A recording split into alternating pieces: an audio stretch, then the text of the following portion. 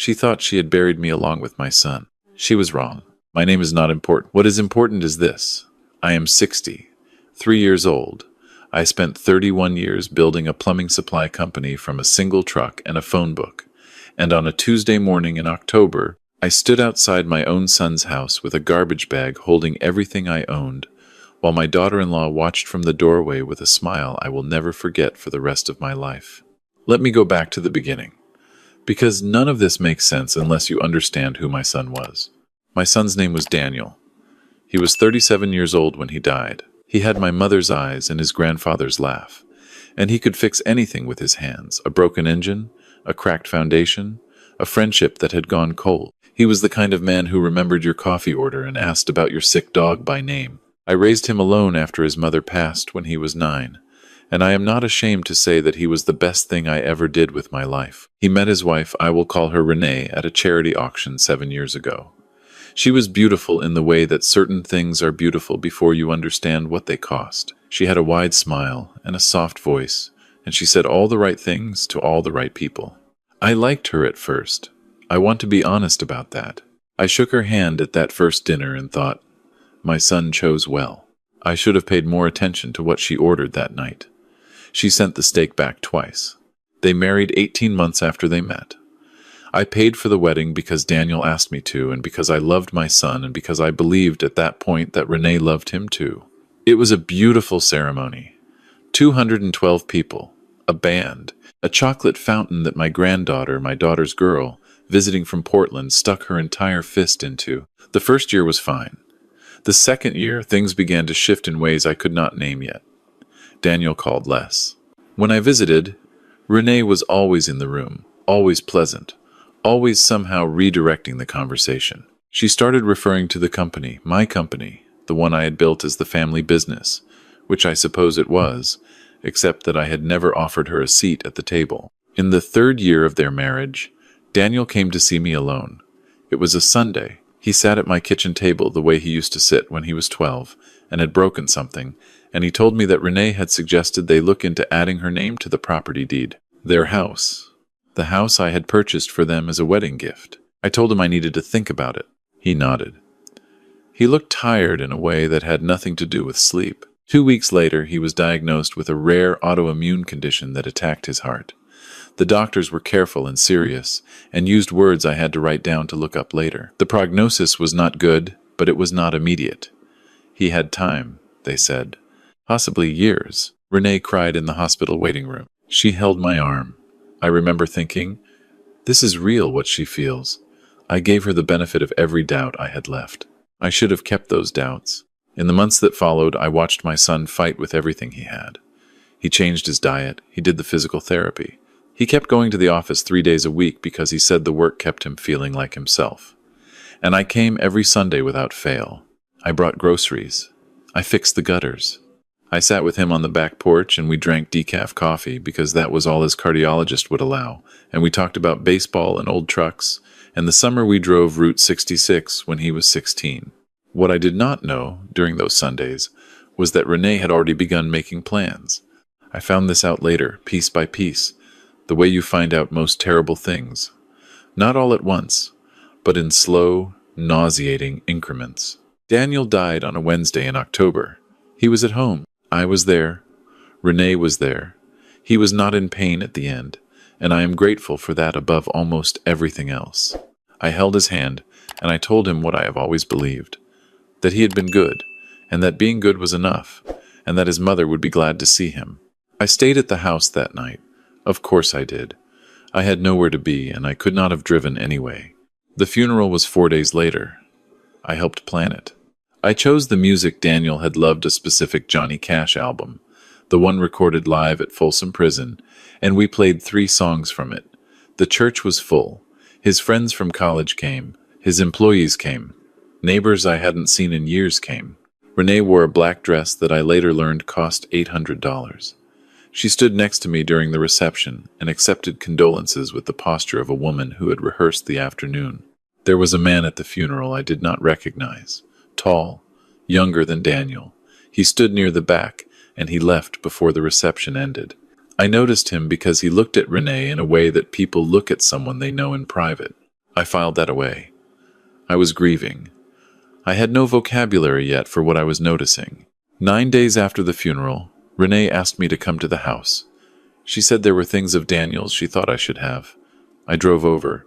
I brought a casserole because that is what I do. I feed people when I don't know what else to offer. She did not take the casserole. She left it on the counter and walked me into the living room and told me, standing in front of Daniel's own bookshelves, that she would need me to return my key to the house. I thought I had misunderstood her. I had not. She said the house was hers now. She said the estate was being handled by her attorney. She said she appreciated everything I had done for Daniel over the years, but that she needed space to grieve and to move forward, and that it would be best if I contacted her through her lawyer going forward. I sat there for what felt like a long time. The casserole was on the counter. The Johnny Cash record I had given Daniel for his birthday was on the shelf 3 feet from my left shoulder. I said, "Renee, I bought this house." She said she was aware of that, and that it had been a gift. I said, "There are things of Daniel's here, his grandfather's tools, the model trains he built when he was a teenager. She said her attorney would be in touch regarding personal property. I gave her the key. I am still not sure why. I think I was in shock. I think I kept expecting to wake up, or for her expression to change, or for something in the room to indicate that this was not actually happening. I drove home with an empty casserole dish, and I sat in my kitchen until dark. Her attorney called 2 days later. A smooth, efficient voice. He informed me that Renee was the sole beneficiary of Daniel's estate, as per the most recent will, dated 14 months prior, and that any items I believed were mine by right could be claimed through proper legal channels. He used the phrase proper legal channels twice. He was very calm. I understood, listening to him, that this call had been made many times before. I hung up and I called my own attorney, a man named Gerald, who had handled my business contracts for 20 years, and who, when I explained the situation, said 4 words I had not expected. "Did Daniel have a safe?" I told him I didn't know. Gerald said, "Think. Did he ever mention a safe? A lockbox? Anywhere he kept documents?" And then I remembered something. About 2 years before Daniel died, when I had come over to help him replace the water heater in the garage, I had noticed a seam in the floor that didn't match the concrete around it. I had asked Daniel about it. He had changed the subject with a speed that I'd registered and then forgotten. I told Gerald about the seam. He said, "That house is in her name now. But if there are documents in that house that belong to you, or that were intended for you, we may have options. Don't go there alone. Don't contact Renee. Let me make some calls." I did not sleep that night. I sat at my kitchen table with a cup of coffee that went cold, and I thought about my son. I thought about the 14-month-old Will. I thought about the man at the back of the church. I thought about the way Renee had stood at the funeral with the posture of a woman who had rehearsed the afternoon. Gerald called me the next morning with news that rearranged my understanding of the past 2 years entirely. A private investigator he occasionally worked with had been asked, as a favor, to run a background check on Renee's name and the names of anyone connected to her. It took less than 48 hours. The tall man from the funeral, I will call him Marcus, had a prior relationship with Renee that predated her meeting my son by at least 3 years. They had lived together briefly in Phoenix. He had a civil judgment against him for fraud involving a real estate investment scheme. Small scale, but a pattern. I sat with that information for a long time. Renee had not stumbled into my son's life at a charity auction. She had walked in with a plan. Gerald filed a request for an independent accounting of the estate. He also contacted a colleague who specialized in probate and elder law, a woman named Patricia, who had what she called a very particular interest in cases involving vulnerable testators. I did not fully understand what that phrase meant until she explained it to me.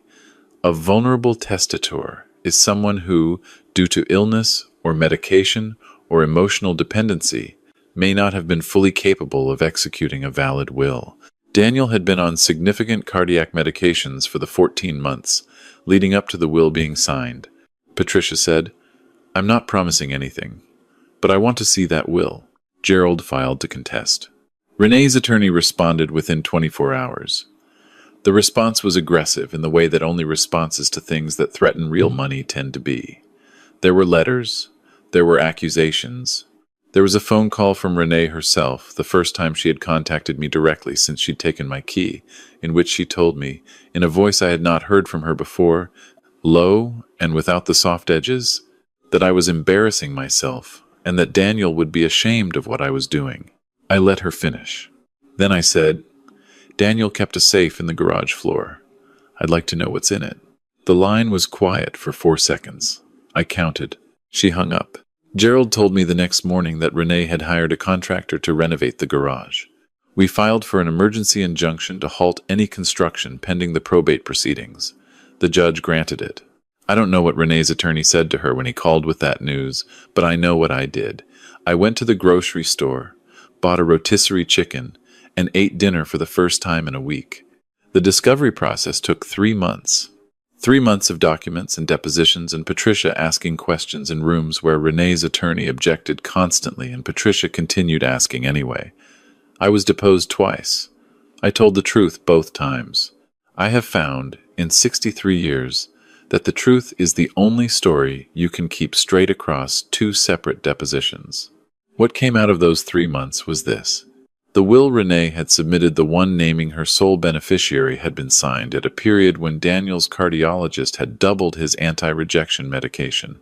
His medical records showed 3 documented episodes of confusion in the weeks surrounding the signing. One of the witnesses to the will was an acquaintance of Marcus. Patricia called this a thread, and she pulled it. What unraveled was significant. A second document surfaced found by Gerald in the archived files of Daniel's original estate attorney, a man who had retired 2 years prior and who, when contacted, said that Daniel had come to see him alone, without Renee, approximately 8 months before he died. Daniel had said he wanted to update his documents.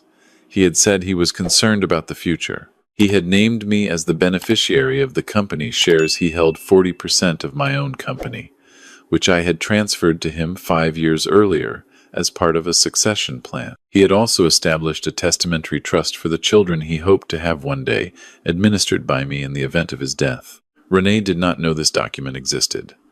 The retired attorney had not been contacted by her legal team because no one had thought to look for him. I am not a man who cries easily. I cried when Gerald read me those provisions over the phone. I cried because my son had gone to that attorney alone, without telling me, and had done what he believed was the right thing, quietly, the way he always did what he believed was right. He had known something was wrong. He had protected what he could. The hearing was on a Thursday morning in late January. I wore the same suit I had worn to Daniel's funeral because it seemed right. Patricia stood beside me, and Gerald stood behind her, and across the table, Renee sat with her attorney, and with Marcus, who had been named in the fraud proceedings Patricia had subsequently filed. The judge was a woman in her late 50s with reading glasses on a chain and a patience that I came to understand was not softness but precision. She reviewed the documents. She asked questions. Renee's attorney argued. Patricia responded. This went on for 2 hours.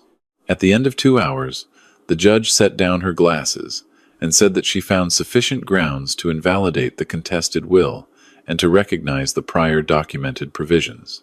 She also referred the matter of the fraudulent will's witnesses to the district attorney's office. Renee did not faint. I want to be accurate. But she went the color of old ash, and Marcus put his hand on the table as if he needed to steady himself, and her attorney closed his folder without looking at anyone. Patricia leaned over and said quietly, "The garage." The safe was opened 2 weeks later, under the supervision of the court. In it were 3 things: a handwritten letter from Daniel, addressed to me, a copy of the updated estate documents Gerald had already found, and a photograph of the 2 of us from the summer we drove Route 66, standing in front of a diner in Amarillo, both of us squinting into the sun. I did not read the letter in front of anyone. I took it home and I read it at my kitchen table, alone, with a cup of coffee that I actually remembered to drink while it was still warm. I will not tell you everything he wrote. Some things are not for anyone else. But I will tell you that he said he knew. He said he had known for a while. He said he was sorry he hadn't said it out loud when he had the chance, and that he loved me, and that the company should stay in the family, and that he was glad, at least that he'd had the good sense to put things in writing. He signed it with the nickname I had called him since he was 4 years old. I had not heard that nickname spoken by anyone in months. Renee and Marcus both faced criminal charges. The fraud with the will's witnesses was not a small matter once the DA's office looked at the full picture. There were other things that came out during their investigation that I had not known: financial accounts, a property in another state, patterns that had begun before Daniel was even sick. I was not involved in that process.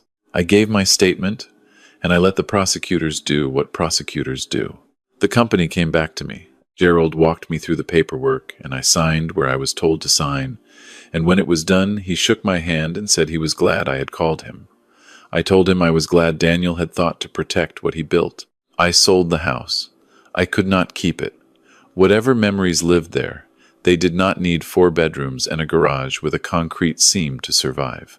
I sold it, and I put the money into the trust Daniel had established, under my administration, for children who would not come now. I go back and forth, still, about whether I handled that right. Patricia said I handled it correctly. Gerald said I handled it correctly. At 3 in the morning, I am less certain. I kept the Johnny Cash record. I kept my grandfather's tools, which Renee had put in a box in a closet and apparently forgotten. I kept the photograph from the diner in Amarillo. Daniel's model trains the ones he spent 2 winters building when he was 14 and 15, the ones that ran on a track. He laid himself through the spare bedroom of the house we lived in. Then those I disassembled carefully and packed and carried to my daughter's house in Portland, where my granddaughter, who is now 7 and has my son's eyes, has already started asking me how they work. I drive up to Portland on the 2nd Sunday of every month. We sit on the floor of her room with the track laid out between us, and I show her how the switches work, and she asks me questions I don't always have answers to. And that is fine. That is more than fine. Some mornings I wake up and the house is quiet in the specific way. That houses are quiet when the person you built them around is gone, and I make my coffee and I stand at the window and I understand that grief is not something you finish. It is something you carry, and over time you get stronger, or the weight gets more familiar, or both. And eventually you can carry it and still do other things. Still fix gutters, still eat dinner, still drive to Portland on the 2nd Sunday of the month, and sit on the floor with a 7-year-old who wants to know how the switches work.